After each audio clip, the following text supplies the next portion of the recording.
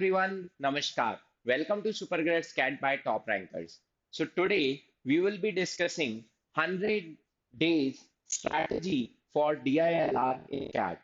Yes, now we are left with very limited time because the notification has been released that CAT is on 24th of November. And the pattern is still same that the exam will be conducted in 120 minutes with 40 minutes to each section. So everything has remained similar as far as the exam pattern and timing is concerned. And the exam will be conducted in three slots. So everything remains same until and unless we appear for the exam. भाई जब तक cat के paper में नहीं बैठ जाते तब तक बस ये नहीं पता चलेगा कि इस बार चार चार के पांच सेट आएंगे या पांच पांच के चार सेट आएंगे. बस वो एक डिलेमा रह गया है. बाकी तो सारी चीजें क्लियर हो गई. तो वो भले ही एक डिलेमा हो बट अपने को क्वेश्चन तो वही करने हैं यार. 10 से 12 क्वेश्चन करने ही पड़ेंगे. 50% करने ही पड़ेगा in order to get 99 plus percentile. तो 50% पेपर के लिए क्या स्ट्रैटेजी फॉलो करूं कि भाई एग्जाम का पैटर्न चाहे कुछ जो तीन तीन क्वेश्चन के वो तो 6 सेट दे दे, 18 क्वेश्चन दे दे, उससे भी मुझे कोई फर्क नहीं पड़ने वाला.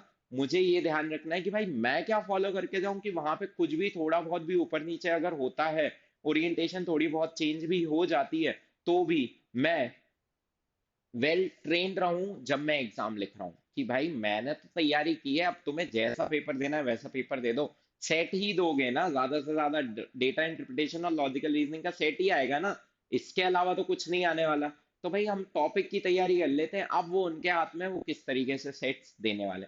मोर और लेस वो 5 क्वेश्चंस पर सेट ही रहने वाला है but still can't say it might very. ठीक है.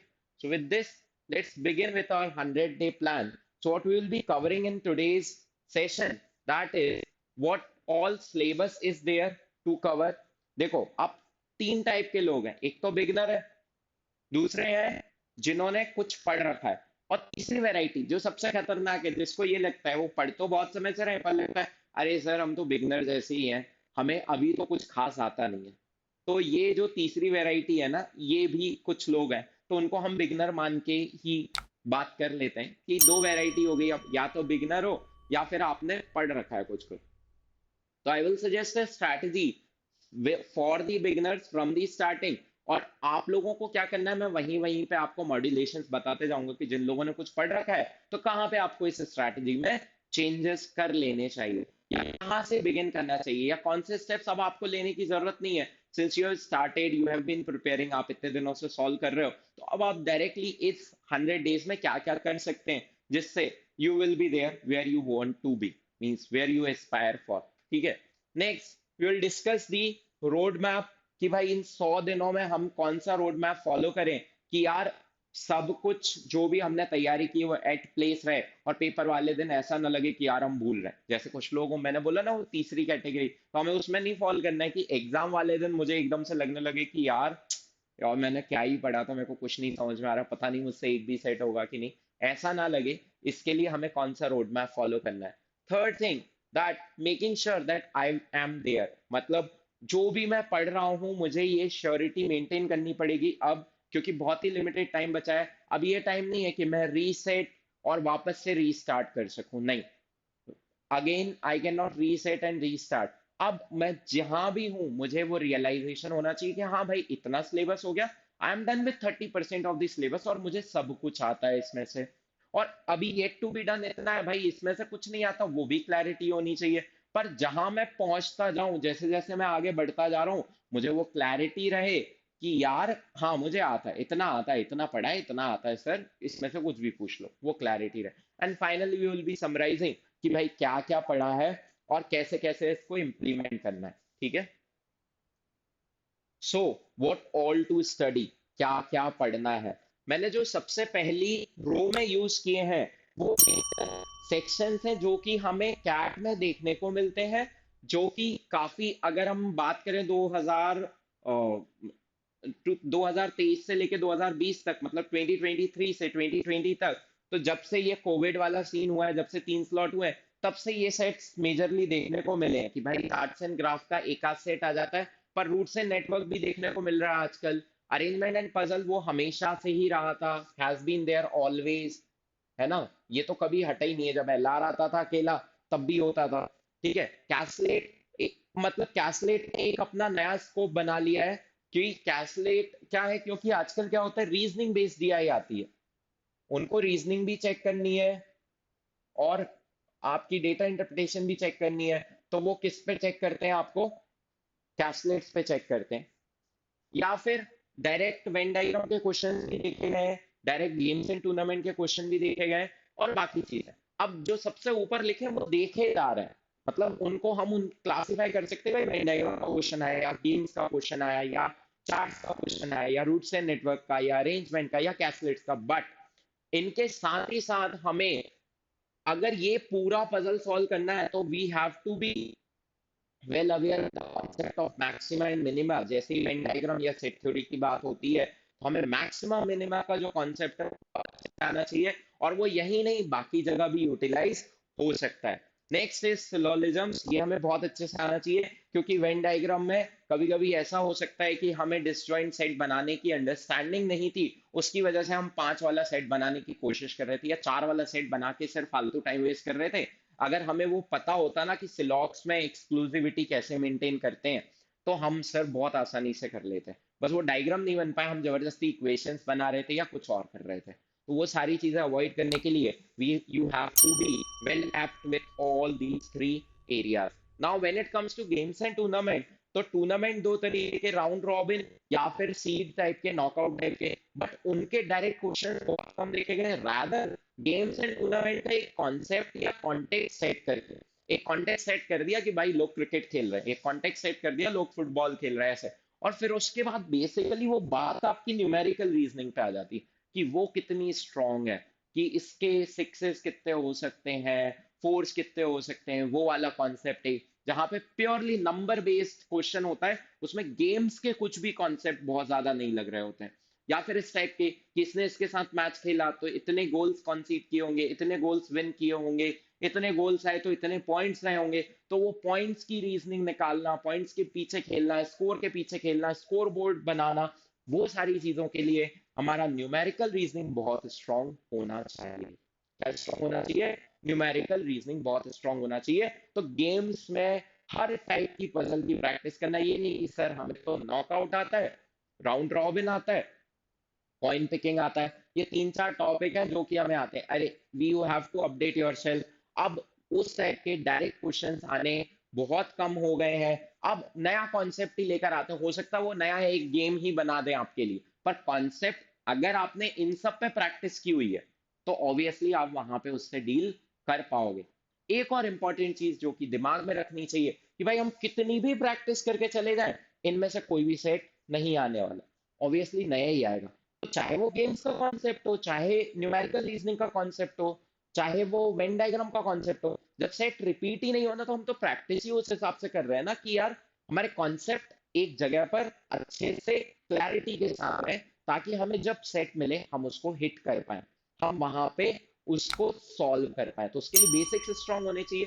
तो गेम्स एंड टूर्नामेंट में ये नहीं दिल छोटा करना, कुछ लोग तो प्रैक्टिस ही नहीं करते, छोड़ देते हैं, यार गेम्स प्रैक्टिस करके क्या सर, नया गेम ही आएगा, आप ही तो बोल। अरे हर एक में नया टॉपिक ही आने वाला है, हर एक में नया ही सेट आने वाला है, नई पजल ही आने वाली, कुछ भी रिपीट नहीं होने वाला। ठीक है, स्कूल का एग्जाम थोड़ी कि कॉपी में से सिलेबस बोल दिया था टीचर ने तो तुम चिल्लाने लग जाओगे आउट ऑफ सिलेबस है। और आउट ऑफ सिलेबस ही कुछ भी डिफाइन नहीं है भाई क्या आने वाला है। तो अगर इन सब चीजों की प्रैक्टिस ढंग से करके गए हो, तो ये गारंटी जरूर है कि आधे से ज्यादा पेपर सॉल्व कर पाओगे। तब भी ये गारंटी नहीं कि भाई 40 मिनट में पूरा कर लोगे, पूरे की तो गारंटी है ही नहीं, और पूरे की गारंटी चाहिए भी है।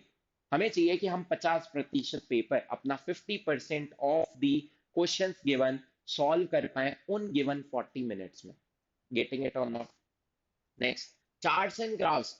प्योरली चार्ट्स एंड ग्राफ के क्वेश्चन बिना रीजनिंग के तो देखे ही नहीं जाते आजकल, क्योंकि वो रीजनिंग बेस्ड डीआई का पूरा सिनेरियो चल रहा है आजकल, उसकी हवा चल रही है, उसकी लहर चल रही है। ठीक है, तो फिर भी लेकिन अगर हमें ये एरिया स्ट्रॉन्ग करना है, तो हमारी स्पीड मैथ्स और हमारी एनालिटिकल स्किल्स, ये दोनों बहुत स्ट्रांग होनी चाहिए। कि हम फालतू में मैथमेटिक्स सॉल्व कर रहे थे, कैलकुलेटिव सेट समझ रहे थे, वो तो भाई रेशो से डायरेक्टली सॉल्व हो रहा है। तो वो एनालिटिकल स्किल्स, वो ऑब्जर्वेशन स्किल्स जो डीआई में, प्योर डीआई में चाहिए होती थी, जो पुराने जमाने में डीआई आता था, जब प्योर डीआई आता था कि बार ग्राफ का क्वेश्चन है और उसमें डीआई लगा लगा के हम सॉल्व कर रहे हैं, मैथ सॉल्व कर रहे हैं उसमें, उसमें थोड़ी बहुत बेसिक फंडामेंटल रीजनिंग लगा रहे हैं या उनको इस तरीके से सॉल्व कर रहे हैं कि कैलकुलेशन कम से कम हो, तो अब ये नहीं है कि भाई आउटडेट हो गया तो उसकी प्रैक्टिस करोगे तभी इससे भी डील कर पाओगे। तो हमें उसके लिए अपनी स्पीड मैथ बहुत स्ट्रांग रखनी है और अपनी एनालिटिकल स्किल्स पे बराबर काम करते रहना है, ताकि चार्ट्स और बार ग्राफ का क्वेश्चन भले ही रीजनिंग अप्लाई हो रही है, अप्लाई करेंगे उसकी तो अपन प्रैक्टिस कर ही रहे हैं, बट हम वो पेपर में जब आए तब सॉल्व कर पाए। Next is your routes and networks. इसके डायरेक्ट क्वेश्चन देखे गए हैं अभी 1-2 साल में। पहले तो ये वैनिश से ही हो गया था, दुनिया से खत्म हो गया था कि रूट्स तो आता भी नहीं है। अभी 2-3 साल में क्या हो गया, सेट दिख गए 3-4 बार तो लगने लगा कि बहुत इंपॉर्टेंट है, इसलिए ये फर्स्ट नीचे से स्विच होकर ऊपर आ गया। लेकिन अगेन रूट्स एंड नेटवर्क अगर आपका स्ट्रॉन्ग करना है तो आपको वही एनालिटिकल स्किल्स पे काम करना होगा कि भाई ये नेटवर्क बनेगा कैसे। कभी कभी क्या होता है, कैसलेट फॉर्म में दिया होता है, नेटवर्क भी आपको ड्रॉ करना होता है। तो वो नेटवर्क ड्रॉ करने के लिए एनालिटिकल स्किल्स बहुत स्ट्रांग होनी चाहिए। Next is again your numerical reasoning बहुत स्ट्रांग होनी चाहिए, क्योंकि भाई नंबर्स का गेम तो हर एक पजल में रहेगा, चाहे वो प्योरली पजल बेस्ड क्वेश्चन भी आ जाए। तो इसलिए आई वुड रिकमेंड कि भाई सुडोको की भी अपने को प्रैक्टिस करनी, it is also part of the syllabus, ऐसे मान लो आप लोग। ठीक है, तो सिलेबस में अपने क्या क्या है, सेट थ्योरी या वेन डायग्राम की practice, maxima minima, syllogs, games, numerical reasoning, charts, speed math, routes and network, analytical skills अपने को स्ट्रॉन्ग करनी क्योंकि हर जगह रिक्वायर्ड है। सुडोको ये भी अपना पार्ट है। Next arrangement and puzzles. Arrangement के क्वेश्चन अब ऑब्वियसली लीनियर और सर्कुलर अरेंजमेंट बहुत आउटडेटेड हो गए, तो पर उनके कॉन्सेप्ट, उनमें जो वर्डिंग यूज होती है, जो क्रिटिकल पॉइंट्स होते हैं, हु में कैसे सेंटेंस का मतलब बदल जाता है, ईच के लिए क्या मतलब होता है, ईदर के लिए क्या मतलब होता है, एंड के लिए क्या मतलब होता है, वो छोटी छोटी जो निटी ग्रिटीज जो हम सर्कुलर और लीनियर अरेंजमेंट में सीखते हैं ना, वो सारी की सारी हम पजल्स में अप्लाई करते हैं सबकॉन्शियसली। ठीक है, तो वो हमें बहुत अच्छे से समझनी है और प्रैक्टिस करनी है। अब पजल्स किस टाइप की आती है, या तो सिलेक्शन डिस्ट्रीब्यूशन पजल होगी, कंपैरिजन बेस्ड पजल होगी, रैंकिंग बेस्ड पजल होगी, या इनका कॉम्बिनेशन होगा सबका, कि हमें रैंक भी देनी है, ऑर्डर में भी अरेंज करना है। एक बंदे ने अपनी प्रॉपर्टी का बंटवारा किया तो ऑर्डर में भी अरेंज करना है किसको कितना मिला, चीजों का भी ऑर्डर डिसाइड करना है किसको कितना गोल्ड मिला, किसको कितना प्रॉपर्टी में शेयर मिला, किसको कितना कैश में शेयर मिला, तो वो भी डिसाइड करना है। तो वेरियस चीजों को हम ऑर्डरिंग भी कर सकते हैं, साथ ही साथ नंबर से भी खेलना पड़ेगा, क्योंकि हम दिया होगा कि भाई उसकी 9 लाख की प्रॉपर्टी थी और इतना हमें डिस्ट्रीब्यूट करना है। ये एक्चुअल एक सेट आया हुआ है कैट में। ठीक है, तो वहां पे लॉजिक इसके लग रहे हैं, पर back of the mind numerical reasoning चलती रहनी चाहिए बराबर से। अगर ये नहीं चल रही होगी तो भाई वो नहीं हो पाएगा। और अगर हमें पजल्स बनानी नहीं आती, ग्रिड फॉर्मेशन नहीं आता, टेबल फॉर्मेशन नहीं आता, पजल की हमारी वो क्लियर नहीं है, कॉन्सेप्ट क्लियर नहीं है, तो फिर हम दोनों का कॉम्बिनेशन करके वो सेट सॉल्व कर ही नहीं सकते। तो एक इस चीज पे ध्यान देना है। Last but not the least, और जो सबसे ज्यादा आपको दिखने वाला है, दैट इज कैसलेट। कैसलेट में सबसे पहले तो यही डिसाइड करना होता है कि इस डेटा को टेबुलेट कैसे करूं, टेबल कैसे बनाऊं, पहली इंपॉर्टेंट चीज।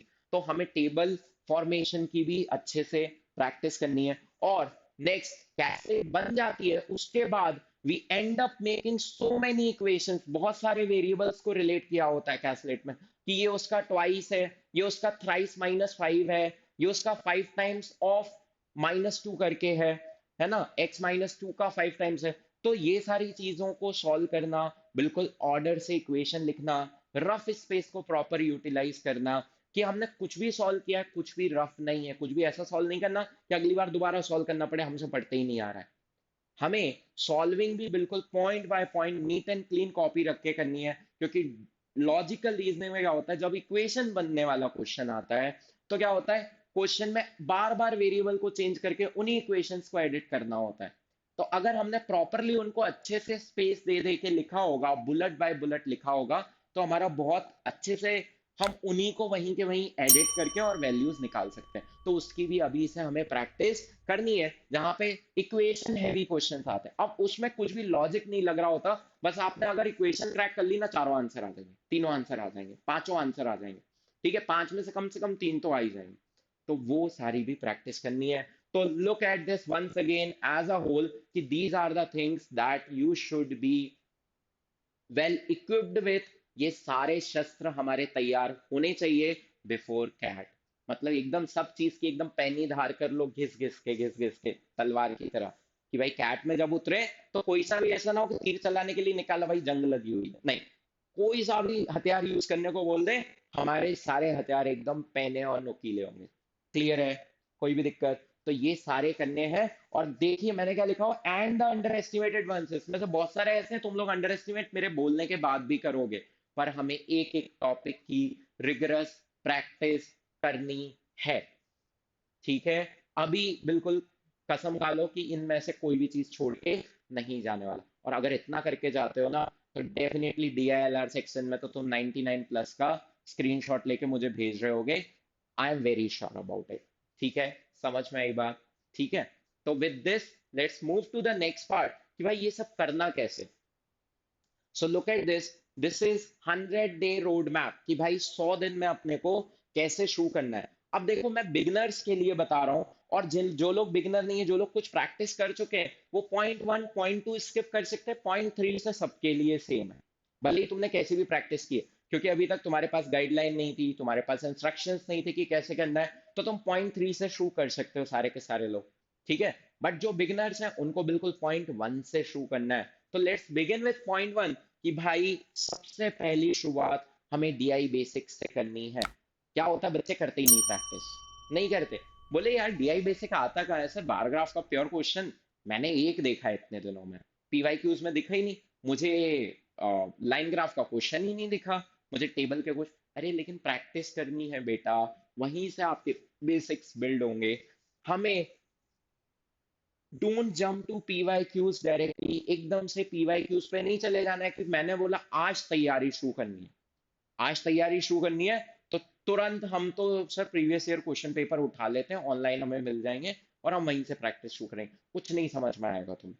When it comes to DILR, maths में और इंग्लिश में ऐसा हो सकता है कि कुछ तिगड़म लगा के कुछ तो भी थोड़ा बहुत समझ में आ जाए, डीआईएलआर में कुछ नहीं समझ में आएगा कि क्या चल रहा है यहाँ पे।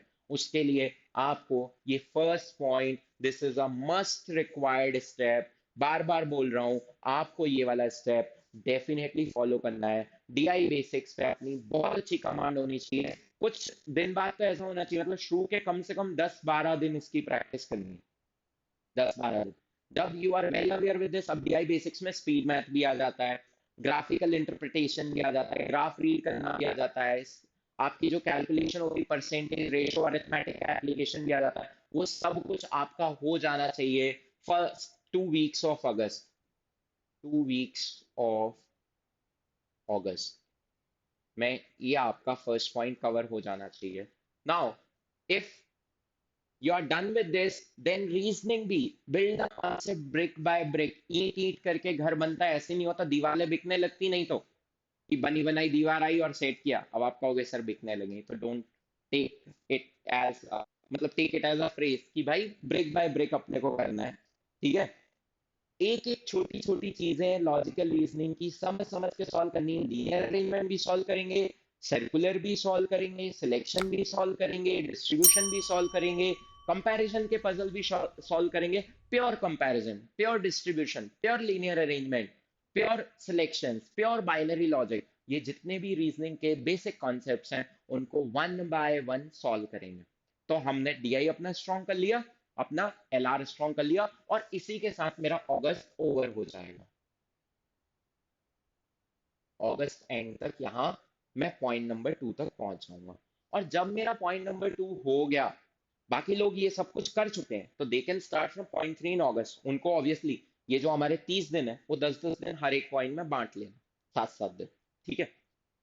अब जैसे ही मैं इससे खत्म करता हूं, अब मैं वापस आऊंगा मिक्स सेट फ्रॉम डी, मैं ये नहीं बोल रहा हूं एलआर और डीआई का mix, mix set from DI, जैसे charts plus pie chart from plus line graph, table plus line graph, जो भी ये मिक्स एंड मैच वाली सिचुएशंस है ना, ये सारी आप खत्म कर लो अगले 10 दिन में। तो मेरे 40 डेज हो गए, आप सोच रहे हो 40 दिन हो गए, 15 दिन ये, 15 दिन ये, 10 दिन ये, 40 दिन हो गए, तो घबराहट होनी चाहिए कि सर अब 50 ही दिन बचे।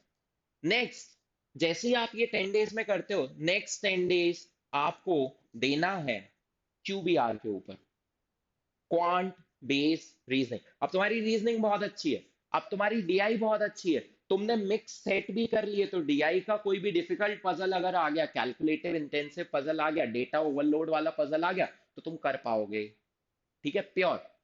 अब उसमें हम थोड़ा सा पिंच ऑफ रीजनिंग ऐड कर देते हैं, क्वांट बेस्ड रीजनिंग के बेसिक क्वेश्चन सॉल्व करने शुरू कर देने अपने को नेक्स्ट 10 दिन तक, mix of DI and LR on foundation level practice करनी।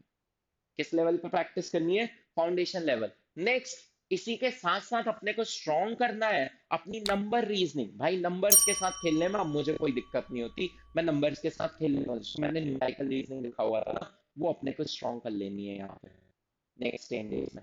और case intensive questions, case formation में बहुत दिल दुखता है, सर 6 केस क्यों बनाए, दो ही तो आंसर, दो से आंसर आ रहा है, ऐसा नहीं हो सकता सिर्फ दो बन जाए। अरे भाई नहीं हो सकता, तभी तो हम पढ़ रहे हैं, तभी तो हम उसकी प्रैक्टिस कर रहे हैं। तो हमें केस इंटेंसिव जो स्ट्रैटेजीज होती हैं वो बिल्ड करनी है, दिमाग को कैसे ठंडा रखना है। सबसे बड़ी प्रॉब्लम ये होती है ना, दिमाग ही पैनिक कर जाता है, वही धोखा दे देता है। मैं तो बहुत ठंडे दिमाग से गया था, बट दिमाग ने वहां पे बोल दिया अरे मुझसे नहीं बन रहे केसेस, छोड़ो अगले सेट पे जाओ। और ऑलरेडी सर मैं 10 मिनट वेस्ट कर चुका था। तो तुम अपने दिमाग की शिकायत मुझसे आके कर रहे हो, तो भाई उसको कंट्रोल करना सीखो, उसको आदत डलो कि बैठ के तुझे सिर्फ अब इस सेट में 10 मिनट तक सिर्फ सेट केसेस ही बनाना। ठीक है, तो केस इंटेंसिव प्रैक्टिस भी अपने को कर लेनी है। तो इन 50 दिनों में मैं इतना रेडी हो जाऊंगा कि एक क्वेश्चन कर पाऊंगा, एक पजल सॉल्व कर पाऊंगा। अगर बेसिक लेवल की आती है तो आराम से मैं 5 क्वेश्चन कर पाऊंगा, अगर इसके बाद ही कैट हो जाए तो, है ना, इसके बाद ही अगर कैट हो जाए तो। और इससे ज्यादा क्या चाहिए यार, इससे ज्यादा गारंटी क्या चाहिए? पर ये जो मैंने बोला वो सब कुछ किया होना चाहिए। इतना करके भी जाओगे तो एक पजल डेफिनेटली हो जाए, क्योंकि तुमने क्यूबीआर की प्रैक्टिस कर ली है। और ये आजकल फेवरेट चल रहा है कैट वालों का, बहुत ही ज्यादा फेवरेट, एकदम, बिल्कुल एकदम, मतलब इट्स लाइक जलेबी, मतलब स्वीट, बहुत ही फेवरेट चल रहा है उनका। ठीक है, नेक्स्ट, अब क्या करना है? इतना सब कुछ करके मैंने बोला ना कि हाफ वे से ज्यादा हम आ चुके हैं, तो आगे जाके मुझे रिवाइज करना है और बुक मार्किंग शुरू कर देनी है अब उन सेट्स की जो मुझे डिफिकल्ट लगते थे, उनमें मुझे कुछ नया सीखने को मिला, उनकी बुक मार्किंग करके रख लेनी। ऑब्वियसली ऑनलाइन ही प्रैक्टिस कर रहे होगे आप, ऑफलाइन प्रैक्टिस कर रहे हो तो भाई नोट्स बना के रख लो। जैसे भी आपको उनको सेव करना है, उनको सेव करना शुरू कर दो, और इन जो भी कुछ किया है उसका रिवीजन कर लेना है नेक्स्ट 10 डेज में। अब रिवीजन कैसे करोगे? ऐसा नहीं कि उठा के वही के वही क्वेश्चंस करने लग गए, वो तो अपना वीकली चल ही रहा है, हर वीक में पॉज लो, और फिर जो भी किया है उसको एक बार वापस जाके देखो कि मुझे याद है, हाँ याद है, फिर आगे बढ़ो, फिर वापस अगले वीक में जाके देखो। ठीक है, लेकिन यहाँ पे हम लेवल 2 और 3, लेवल 2 और 3 के कुछ सेट्स प्रैक्टिस करने शुरू कर देते। कहाँ मिलेंगे? अगर आपने कहीं पे भी किसी भी इंस्टीट्यूशन में एनरोल किया है तो आपको सेक्शनल टेस्ट जो मिलेंगे इंटरमीडिएट लेवल के, वहां पे आपको एलओडी 2 की प्रैक्टिस या एलओडी 3 की प्रैक्टिस मिल जाएगी, जिसको हम रिवीजन के तौर पे करेंगे कि हमने इतना किया हुआ है और अब हम इनका रिवीजन करना है यहाँ पे आगे। ठीक है, और इतना होने के बाद आपके 60 दिन हो जाएंगे, बीच में एक थोड़े बहुत दिन वेस्ट भी हो सकते हैं। लास्ट के 15 दिन आप सिर्फ क्या कर रहे होगे? मैं डायरेक्टली लास्ट पे क्यों आ गया? क्योंकि मुझे वो सब्ट्रैक्ट करना है। ठीक है, 100 में से अब बचे 35 दिन का हिसाब किताब करेंगे फिर अपन।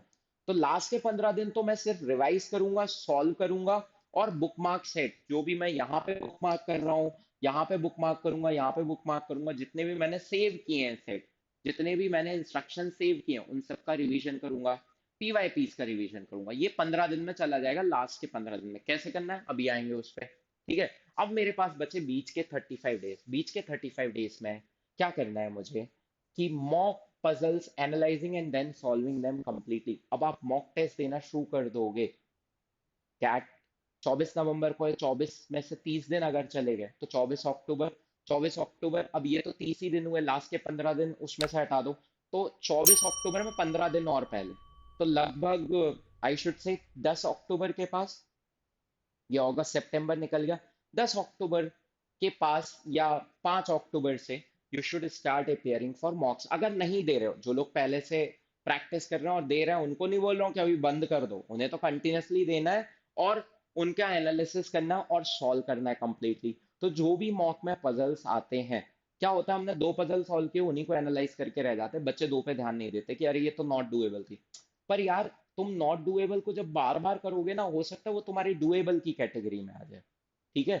तो मॉक के चारों पजल अपने को सॉल्व करने, एनालाइज करने और बुकमार्क करके रख लेना। उनमें से ऑब्वियसली दो ऐसे होंगे जिनमें कुछ सीखने नहीं मिलेगा, यार आते ही था, सिली मिस्टेक हो गई, या फिर मैं टाइम कंस्ट्रेंट की वजह से नहीं कर। पर दो पजल ऐसे होंगे जहां पे आपको कुछ ना कुछ नया सीखने मिलेगा। और जैसे ही आपको कुछ भी नया सीखने मिलता है, तो your duty is to bookmark and save it for revision. वो जो लास्ट में लिखा हुआ है, उस रिवीजन के लिए आपको बचाना है ना। तो कहाँ से अब मैं पजल प्रैक्टिस करूं, क्योंकि एलओडी 2 तक मैं प्रैक्टिस कर चुका हूँ, 3 प्रैक्टिस कर चुका हूँ। अब कैट लेवल प्रैक्टिस अगर मुझे करनी है, तो वो कोई से भी आपने जो भी टेस्ट सीरीज ज्वाइन की हुई है, या फिर आप सुपर कैट्स दे रहे हो, तो सुपर कैट्स में आपके जो भी पजल्स आते हैं उनको आपको सेव करना है, एनालाइज करना है, पूरा सॉल्व करना है। सॉल्व करने के बाद फिर उनको बुकमार्क करके छोड़ देना। Next and the final step is, ये दोनों पैरेलली चलेंगे उन 35 डेज में, जो बीच वाले अपने बचे हुए 5 अक्टूबर के बाद जो भी टाइम शो होगा, उसमें पैरेलली कि भाई फुल लेंथ टेस्ट भी मैं दूंगा। मतलब उन 35 दिन में हम अगर 7 7 दिन का गैप करो, तो कम से कम 5 फुल लेंथ टेस्ट दूंगा मैं। अब वो फुल लेंथ टेस्ट दो मोड हो सकते हैं, या तो मैं मॉक दे रहा हूँ किसी भी इंस्टीट्यूट का, या फिर मैं previous year question paper solve कर रहा हूँ कैट के, जो कि कैट में आ चुके हैं ऑलरेडी। तो कुछ कैट के पेपर भी आप सॉल्व कर सकते हो, जैसे जो मोस्ट रेलेवेंट है भाई, 23 का सॉल्व कर लो, 22 के सॉल्व कर लो, 21 का सॉल्व कर लो। तो इनको प्रोपोर्शनेटली आप डिवाइड कर लो। कुछ क्वेश्चन आप पहले से प्रैक्टिस में कर चुके हो, कुछ क्वेश्चन आप यहाँ पे सॉल्व करोगे, और उन्हीं की प्रैक्टिस करते रहना है। उसी में से कुछ पेपर प्रैक्टिस भी करोगे ना। अब हर दिन तो मॉक दे नहीं रहे हो, 7 दिन में एक दिन मॉक दे रहे हो, या 6 दिन में एक दिन मॉक दे रहे हो, तो बीच में आप जो प्रैक्टिस कर रहे हो वो होगे, वो भी कहाँ से होगी, प्रीवियस ईयर पेपर्स में से ही होगी। कुछ आप सेव कर लो क्योंकि आपको टाइम स्लॉट में बैठ के देना है ना। और कुछ आप बीच में पेपर में से सिर्फ डीआईएलआर सेक्शन उठाया, सॉल्व कर लिया 40 मिनट में, या डीआईएलआर के टॉपिक वाइज पजल उठा के सॉल्व कर लिए, कि गेम्स के पजल कर लेता हूँ मैं, रूट्स के पजल कर लेता हूँ, या ग्राफ के पजल कर लेता हूँ, जैसे भी आपको ठीक लगे। तो this is the road map you need to follow in order to achieve the success in the DILR section, in order to get those 99 plus percentile in CAT. Got it? कैसे करना है? Start with the basics, DI basics, LR basics, mix set, then quant based reasoning. इतना करने के बाद revise all of these and then start preparing for mocks. अभी भी देने हैं, ऐसा नहीं है, जिन लोगों ने प्रैक्टिस की हुई वो मॉक अभी भी दे सकते हैं कंटिन्यूसली, या देने ही चाहिए उनको। बट जो लोग बिल्कुल भी कुछ नहीं करें, उनको एटलीस्ट ये 30 डेज वेट करके, थोड़ी प्रैक्टिस करके फिर मॉक दें, तो ज्यादा बेहतर होगा। एक दो मॉक अभी लिख सकते हैं जस्ट टू अंडरस्टैंड कि कैसे दिमाग वर्क करता है। उसमें फिर स्कोर पे ध्यान नहीं देना, नहीं तो आप सोचो यार हमने प्रैक्टिस नहीं की, स्कोर तो कुछ भी नहीं आएगा। तो फिर स्कोर पे ध्यान मत दो, आप उसको इग्नोर कर सकते हो। बिल्कुल मॉक में अपियर करो, एनालाइज करो, आपकी बॉडी को ट्रेन कर रहे हो। आप ये सोच के बैठ जाओ कि भाई मैं फिजिकली और मेंटली ट्रेन कर रहा हूँ खुद को 120 मिनट्स के लिए। ठीक है। So this is the road map you have to follow while preparing for CAT in these 100 days. Next part is what is the overview. एक बार और मैं बता रहा हूँ भाई, हमें टॉपिक वाइज ही बेसिक्स बिल्ड करने हैं, ग्रेजुअली ही बिल्ड करने हैं। बार बार बोल रहा हूँ, don't jump on to difficult set all of a sudden, नहीं तो फिर डिमोटिवेट हो जाओगे। ठीक है। तो अपने को डिमोटिवेट नहीं होना, हमें ग्रेजुअली ग्रो करना है। Next, gradual growth, mix concept practice. उसके बाद हमें नेक्स्ट पे जाना है, इंटरमीडिएट लेवल, जहाँ पे हम मिक्स कॉन्सेप्ट प्रैक्टिस कर रहे हैं। नेक्स्ट इज पीवाईक्यू सॉल्व करने हैं, और टाइम नेक्स्ट लेवल क्या होगा अचीव करने के लिए अपने पास, कि भाई पीवाईक्यू सॉल्व कर रहे हैं, और अब मैं टाइम ट्रैकिंग भी कर रहा हूँ। यहाँ पे टाइम का कोई ध्यान नहीं दे रहा हूँ, यहाँ पे भी टाइम का कोई ध्यान नहीं दे रहा हूँ। अब इसका मतलब ये नहीं दिन भर में एक पजल करो, ऑब्वियसली थोड़ा तो रेलेवेंस होगा इस चीज का, कि हाँ ध्यान देना है, पर ऐसे नहीं कि 40 मिनट में मुझसे 3 पजल होने चाहिए, या 10 मिनट में एक पजल होना चाहिए, ऐसा नहीं। मुझसे पजल्स बन रहे हैं, बस इसकी गारंटी लेनी है। मैं 2 ढाई घंटे डीआईएलआर सॉल्व करता हूँ, या 2 घंटे सॉल्व करता हूँ, तो उतने में मुझसे कम से कम इतने पजल तो बन ही जाते हैं। इस टाइप से करना है। बट यहाँ पे जब मैं इस लेवल पे बेसिक्स बिल्ड कर रहा हूँ, इंटरमीडिएट पे आके ग्रेजुअल ग्रोथ करके, मिक्स कॉन्सेप्ट प्रैक्टिस करके, जब मैं पीवाईक्यूज पे आ रहा हूँ तो मैं टाइम ट्रैकिंग थोड़ी सी शुरू करूंगा। मैं कोशिश करूंगा कि 40 मिनट में मुझसे 10 से 12 क्वेश्चन हो भी रहे हैं या नहीं, और नहीं हो रहे तो अब मैं स्पीड पे थोड़ा सा फोकस करूंगा। सिलेक्शन रिजेक्शन स्ट्रैटेजी पे थोड़ा सा गेम खेलूंगा कि मुझे ये सिलेक्ट करना ही नहीं चाहिए था यार, इसकी वजह से टाइम वेस्ट हो गया। ये वाली स्ट्रैटेजीज फॉलो करूंगा, और नोट्स बनाने शुरू करूंगा। जो भी मेरे पीवाई क्यूज में जो भी मुझे कुछ सीखने मिलता है उसको मैं नोट्स में एंट्री दे दूंगा, और उसको मैं रिवाइज करूंगा जब मैं फाइनली एग्जाम के लिए जा रहा हूँ। और बुक मार्किंग शुरू कर दूंगा, जो भी सेट्स मुझे बाद में लेटर ऑन रिवाइज करने, तो भाई मैं लिख के रख लूंगा कि ये चीज मुझे बाद में रिवाइज करनी, एक बार और सॉल्व करूंगा इस सेट को, बड़ा ही अच्छा सेट था और इससे मेरे पूरे दिमाग के एकदम तार खुल गए। तो इस टाइप के सेट्स को अपने को बुक मार्किंग शुरू कर देनी है। और finally is your revision module. Revision module में क्या फॉलो करना है, तो पूरी प्रिपरेशन को इन चार पार्ट्स में ब्रेक करना है। और फाइनल स्टेप क्या है, रिवीजन। रिवीजन में आपके वही बुक मार्क क्वेश्चंस, और रिवीजन के लिए टॉपिक वाइज पीवाईपी सॉल्व कर सकते हो, पीवाई क्यूज सॉल्व कर सकते हो, क्वेश्चन वाइज भी जा सकते हो, पेपर वाइज भी जा सकते हो। पेपर वाइज जा रहे हो तो भाई स्लॉट के हिसाब से कर लो, morning slot, afternoon, evening slot, time पे बैठ के टेस्ट दे लो। उससे फायदा क्या होगा कि आपकी बॉडी ट्रेन हो जाएगी उन आवर्स के लिए, उन 120 मिनट्स के लिए। और नोट्स रिवाइज करने, जो भी आपने बुक मार्किंग के दौरान या जो भी आपने नया सीखा था और नोट्स बनाए थे, वो सब कुछ आपको रिवीजन मॉड्यूल में फॉलो करना है, जो कि अपने लास्ट 15 डेज में चल रहा है। लास्ट 15 डेज वाला ये है, ये बीच के 35 डेज है, ये शुरू के 30 दिन है, मतलब ये पूरा का पूरा 50 दिन है, 50 डेज का ये मॉड्यूल है। ठीक है। सो इस तरीके से अगर प्रैक्टिस करते हो तो ना तो कुछ छूटेगा, और ना ही एग्जाम के पहले ऐसा लगेगा कि यार मुझे कुछ नहीं आता। आपके दिमाग में बिल्कुल क्लैरिटी होगी कि यार ये कुछ टॉपिक्स हैं जो थोड़ा वीक हूं मैं, पर ये तो सब कुछ आता है। ठीक है। और ये सब कुछ करने के बाद अब हमें ये भी ट्रैक करना पड़ेगा कि भाई हमारी प्रोग्रेस क्या है। और प्रोग्रेस ट्रैक करने के लिए हम क्या ध्यान रखेंगे कि where you have to identify what are your strong sets। ठीक है। तो what are your strong sets, जहां पे आपका सेट जो है वो गिवन टाइम फ्रेम में हो जाता है।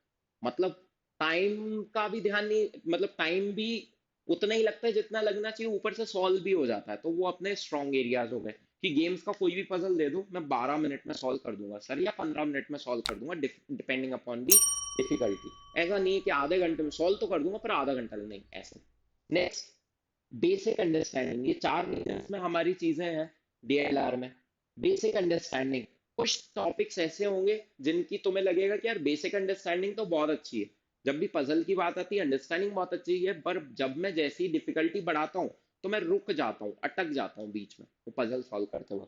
तो that comes under basic understanding वाली चीजें, जिसमें जैसी एलओडी इंक्रीज होती है आई गेट पजल, मुझसे सॉल्व नहीं होता। डिफिकल्टी जैसी ही बढ़ती है मुझसे गड़बड़ हो जाती है चीजों में। इन कैलकुलेशन इंटेंसिव सेट में भी हो सकता है, इक्वेशन बेस्ड सेट में भी हो सकता है, पजल्स में भी हो सकता है, कहीं से भी। तो आपको आइडेंटिफाई करना है कि भाई मेरे स्ट्रॉन्ग एरियाज में कौन कौन से टॉपिक हैं, वो बिल्कुल क्लैरिटी होनी चाहिए। कौन कौन से टॉपिक ऐसे जिनकी मुझे बेसिक अंडरस्टैंड, क्योंकि it will help you to determine what set to select and what set to reject, कौन से सेट को सिलेक्ट करना है और कौन से को रिजेक्ट करना है, ये सब कुछ डिटरमाइन करवाएगा ये। Next is yet to be done. भाई इसमें तो मेरे हिसाब से कुछ भी नहीं छूटना चाहिए कि येट टू बी डन में अभी भी मेरे टॉपिक लिखे हो और मैं कैट लिखने जा रहा हूँ, नहीं, कैट से पहले पहले ये येट टू बी डन अपना पूरा ब्लैंक हो जाना चाहिए, हो जाए कुछ भी ऐसा नहीं जो मैंने नहीं सॉल्व किया। क्यों, तभी तो गारंटी है ना कि यार अच्छा परसेंटाइल आएगा। Next is areas of improvement. अब बेसिक अंडरस्टैंडिंग वाले टॉपिक कुछ हो सकते हैं, जैसे गेम्स की मैंने बेसिक प्रैक्टिस करके रखी है ना, पर एरियाज ऑफ इंप्रूवमेंट में क्यों नहीं है, क्योंकि अभी मैं प्रैक्टिस करने के लिए जाऊंगा मेरे पास टाइम ही नहीं बचा। लेकिन एरियाज ऑफ इंप्रूवमेंट कैसे है कि यार जब पजल की बात आती है, पजल सॉल्व करने बैठता हूँ तो क्या होता है, हमेशा कुछ सिली मिस्टेक हो जाती है, या मैं मिसरीड कर जाता हूँ सेंटेंसेस को, मैं छोटी छोटी निटिग्रिटीज में फंस जाता हूँ और उसकी वजह से जबरदस्ती केस इंटेंसिव बना लेता हूँ, जबकि केस दो ही बन रहा है, मैं 6 बना के बैठ जाता हूँ। तो वो एरियाज ऑफ इंप्रूवमेंट में आएगा कि मुझे आता बहुत अच्छे से, मतलब वो डायरेक्टली यहां से आ जा सकता है स्ट्रॉन्ग एरियाज में, आता बहुत अच्छे से, मैं सॉल्व किसी भी लेवल का कर लेता हूं, पर कभी कभी कर लेता हूं, कभी कभी नहीं कर पाता। तो that comes under areas of improvement. तो हमें ये ध्यान रखना है कि भाई हमारे एरियाज ऑफ इंप्रूवमेंट क्या है, उन पर ज्यादा काम करना है, क्योंकि वो डायरेक्टली अपने स्ट्रॉन्ग एरिया में लैंड करेंगे। क्या क्या चीजें हो सकती है भाई, छोटी छोटी निटिग्रिटीज में फंस जाना।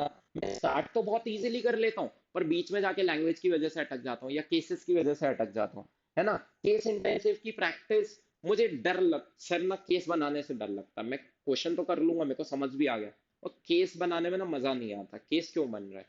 तो भाई वो तो लॉजिकल रीजनिंग का एक पार्ट है कि केस इंटेंसिव प्रैक्टिस आपको करनी ही है, कोई भी प्रॉब्लम किसी को भी, ठीक है। तो ये सारी चीजें आपको फॉलो करनी है। नेक्स्ट थिंग इज कि follow all of these things, है ना।